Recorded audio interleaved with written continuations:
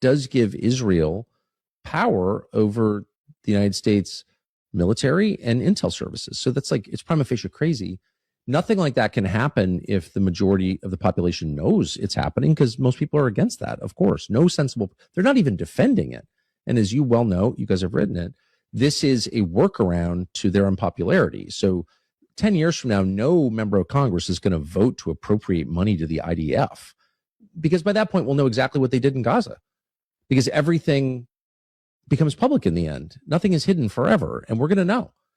And there's no chance that anyone will ever vote for military aid to Israel again. And so what they're trying to do is codify this and take that decision from a public democratic forum, the Congress, the lawmaking body, and move it to the Pentagon Procurement Office, which is totally opaque, right? So that's why Bibi's like, oh, really, we think we should get off U.S. military aid. No, you're trying to make it permanent in a way people won't perceive. But what's interesting is this is like the last opportunity for the democratic process to stop this, small d democratic process. Ro Khanna, for example, we don't agree on much, but we strongly agree on this.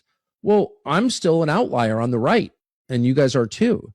But on the left, I know from going through airports 2 days ago, this is a huge issue on the left, and God bless them for making it that, against the wishes of their leaders, by the way. Chuck Schumer doesn't want to talk about this, but a lot of Democratic voters do.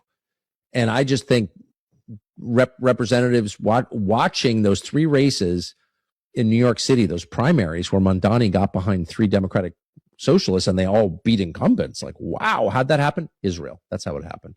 So they get that. They're afraid of their own voters. You should have deep respect for your voters. Voting against their interests or wishes ought to be something you do lightly and with much care and fear and trembling. And they don't. They just, like, every single day give the finger to their own voters. Can you guess who gave the language to the United States to do that, Bill? Can you guys guess? Thanks to House Democrat Ro Khanna for saying the quiet part out loud. He says this: let me be clear. Netanyahu is the one that actually told members of Congress to add Section 224, merging the U.S. and Israeli militaries, into the bill. This is why there is no left, there is no right. We all need to be speaking truth right now. And everyone in America, whether you're a Republican, an independent, or a Democrat, says that we need to tell Netanyahu that America calls the shots, not the prime minister of any other country. They want less cooperation and blank checks to Israel. Now, let me just be clear. Mr. Netanyahu actually wrote to a member of Congress to put this Section 224 into the bill. Now, let me just be clear.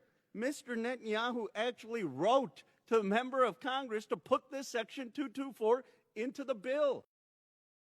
The Senate Intelligence Committee passed the Intelligence Authorization Act for fiscal year 2027.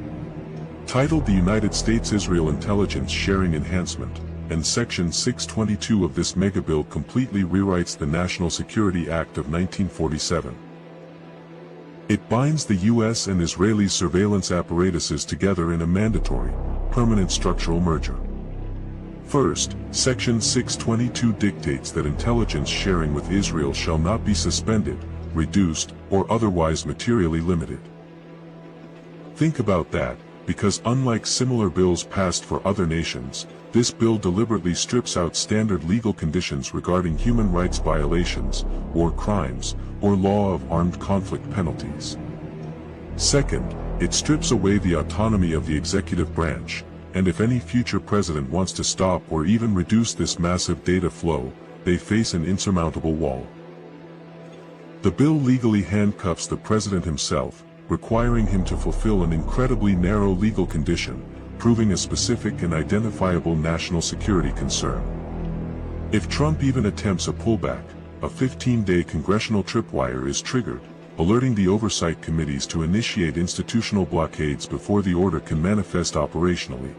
I've been hard-pressed to find people that are for this NDAA passing. Piece of legislation which was snuck into a congressional bill. Let's go and put this up here on the screen from Brandon. Congress is quietly making Israel a permanent pillar of U.S. military modernization. You write, Brandon, buried deep within the NDAA is a provision that serves far more attention. On its face, Section 224, the United States-Israel Defense Technology Cooperation Initiative, appears to be a routine measure designed to improve military cooperation between these two long-standing allies. In reality, it may represent something much larger. And you paint a portrait of this integration making it very difficult if you had a future president who had a different view of the U.S.-Israel relationship to unwind this relationship, and also make it very difficult for a future Congress that may have other ideas to step back from what we are doing with regard to Israel without hurting our own national security. That's 100% correct. What does this bill do? The establishment. The Secretary of Defense shall designate an executive agent, such as term is defined in the directive, responsible for synchronizing cooperative efforts between the United States and Israel to expand and accelerate bilateral defense technology, research, development, testing, evaluation, integration, and industrial cooperation by, and then it goes on with a list of tasks, but pay attention to that one right there, that executive agent. That's really important because that executive agent answers to no one. And the seat is permanent. It's a permanent executive agent inside the Pentagon with statutory authority across the entire Department of Defense, whose job is fusing the United States military with the Israeli military. It's not a program. It's not a group. It's a permanent statutory function that does not expire ever. It allows for national security technology to be shared without any special vote or particular action of the president, as the U.S. military is subject to the authority of the Israeli military.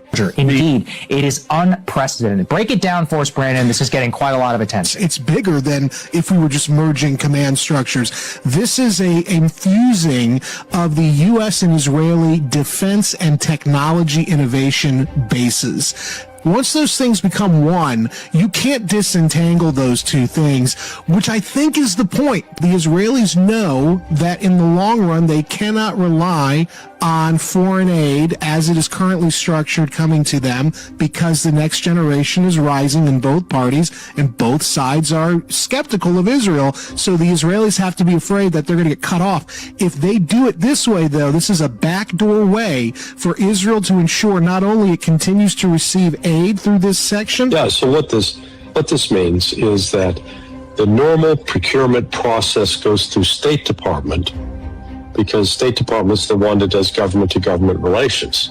It's moving that out of that public, something that can be monitored by the public, and put it basically into a classified channel where the public will never know what Israel's actually getting. The amount of power and leverage they would hold over us would far exceed that of any other country or group.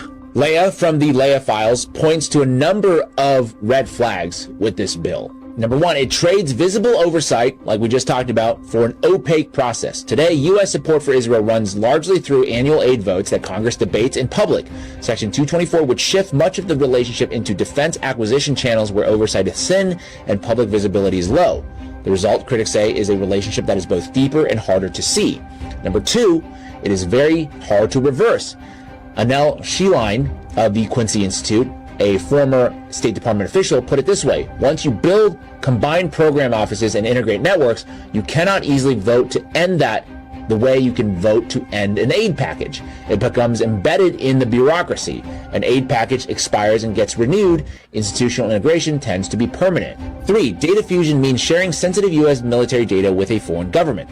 Merging networks and fusing data raises real counterintelligence and technology transfer questions, even with a close partner. All right, number 4. It deepens entanglement at a tense moment. The provision is advancing while the Trump administration weighs military action against Iran. Critics warn that tightly fusing U.S. and Israeli systems could pull Washington more directly into Israel's conflicts, exactly as many Americans say they want less involvement in the region. Again, what has Israel ever done for us? I can think of other things. I can think of times they've bombed us, done false flags against America and our Western allies, verified false flags. They also bribe our politicians, and for the ones they can't bribe, they blackmail them or just straight up remove them from office.